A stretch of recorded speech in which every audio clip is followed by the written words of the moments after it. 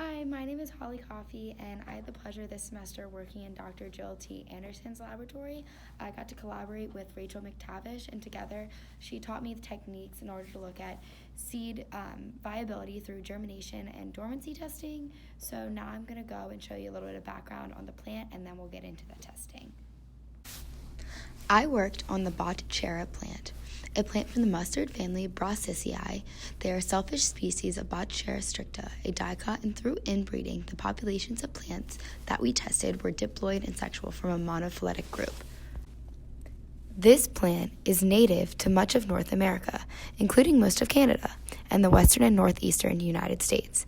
This flowering plant is seen at varying degrees of altitude, so the purpose of this project was to test in a greenhouse experiment the effect of altitude and nutrition levels of the plants to see the seed viability and germination rates at the different locations.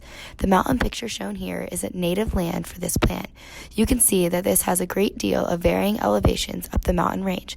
The nutrients that they receive vary greatly. This experiment was conducted as a factorial design with 3 levels of water crossed with 2 levels of nutrients, which equaled 6 novel environmental soil resource environments. The level of nutrients simulated the plants being at the varying altitudes. Now here is a greenhouse that these seeds were given their different treatments and then collected so that they could be further tested for the viability and productivity. Here is where the procedure started for me. The first step is to take individually marked bags of seed with their ID, which was the nutrient level combination and the replicate number per trial, and then recordings of the sleek and the height of the plant, which were just extra data. I then dumped these seeds out onto a sheet of paper. Here you can see a couple of different types of seed. Every bag varied from number to color to size. All seeds were previously imaged again as extra data for the overall experiment. I then began by swirling the seeds around with a clean pair of tweezers. This ensured no bias, that I was not just picking maybe the heavier or lighter seeds when they came out of the bag. I next started counting out 20 seeds, which was the number that I used for every trial in the experiment.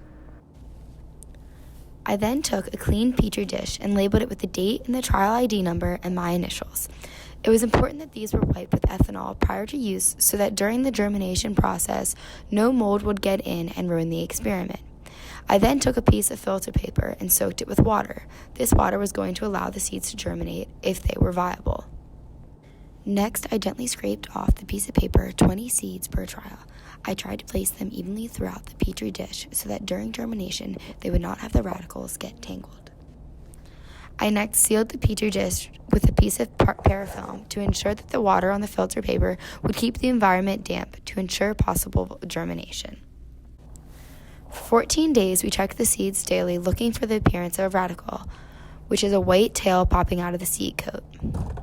When I saw that the seeds were germinating, which meant a radical was present, I then started the next phase, which was taking these seeds that germinated and to count and then plant them to look at the flowering data.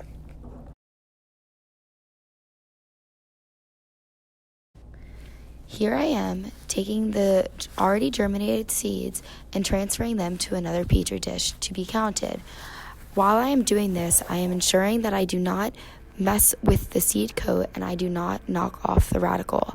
If I do this, then the seed will then become inviable.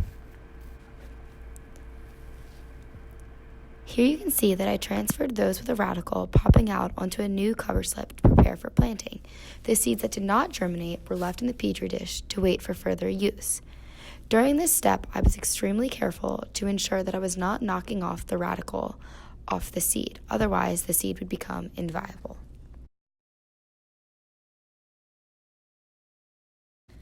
I now wanted to show you what an Excel sheet looked like that I had used in order to count the seeds for data collection. Column 1 shows the plant ID.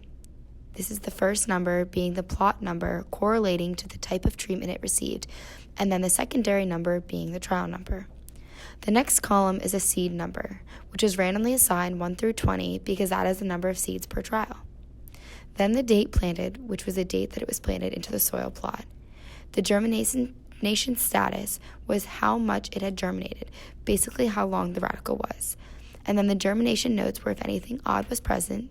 The germination date is where the radical became visible, and the germination planter were my initials because I was the one running these trials. The next thing I did to test these seeds was to plant them. Here's a soil plot that I used to individually plant each seed. Next, you can see me here taking a germinated seed and putting it into the soil. I was careful to make sure that the radical went into a small hole that I dug out and to place the seed on top. I then wanted to pack it in and wait to see if it was going to grow. I placed the plot in the sunlight, and 3 days later, I came back to check on the seeds and saw them growing.